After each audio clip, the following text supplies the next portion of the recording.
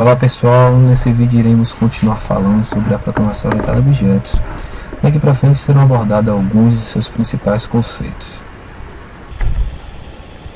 Dando prosseguimento no que já foi visto anteriormente, onde falamos dos paradigmas da orientação a objetos e da estrutura básica de uma classe, nesse vídeo iremos abordar os seguintes assuntos referentes à programação orientada a objetos: encapsulamento, agregação e composição, herança, sobreposição e classe abstrata.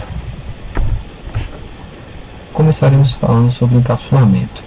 O conceito de encapsulamento diz que é a separação do programa em partes, tornando cada parte mais isolada uma da outra, tornando o software mais flexível, fácil de modificar e de criar novas implementações.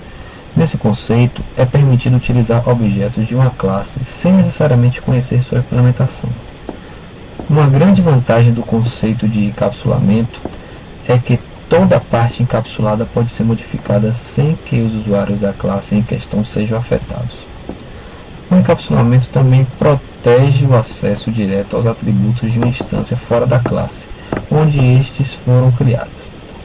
Esta proteção é feita através de modificadores de acesso restritivos sobre os atributos definidos na classe. A agregação e composição são tipos específicos de associação entre classes. Na orientação a objeto, as associações normalmente podem ter um significado ampliado, utilizando esses dois conceitos. Na agregação, a classe contida não é instanciada no escopo da classe principal, ou seja, ela não depende da principal para existir e normalmente é passada por parâmetro.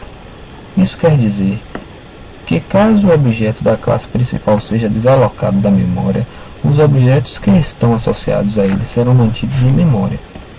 Na composição acontece justamente o contrário, onde a classe contida é instanciada pela classe principal, sendo esta o motivo pela qual a classe criada existe. Isto quer dizer que quando a classe principal é retirada da memória, as outras classes também são. Nesse slide temos um exemplo da implementação do conceito de agregação e nesse slide temos o conceito de composição aqui implementado. Agora falaremos um pouco de herança. O conceito de herança, como o próprio termo sugere, consiste na capacidade que uma classe tem de herdar as características e comportamentos de outra classe.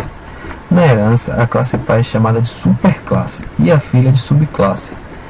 O principal objetivo da herança é especializar o entendimento de uma classe, criando novas características e comportamentos que vão além da superclasse.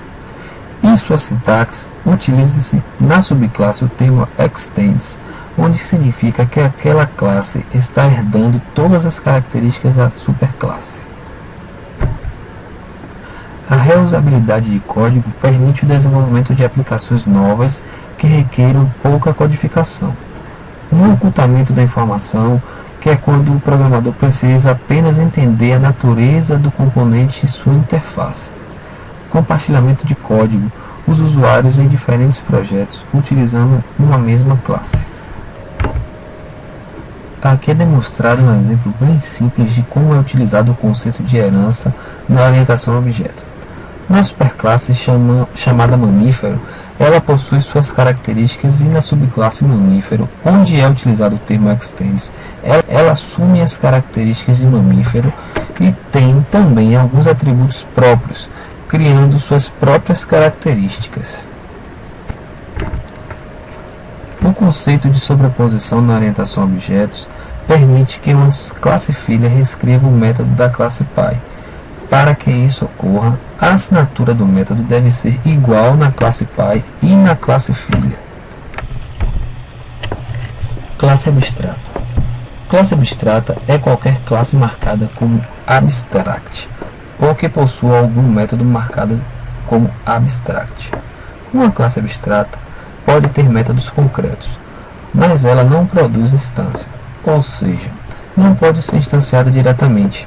Os métodos abstratos são obrigatoriamente implementados pelas classes filhas concretas, quando a mesma herda de uma classe abstrata, como no exemplo a seguir.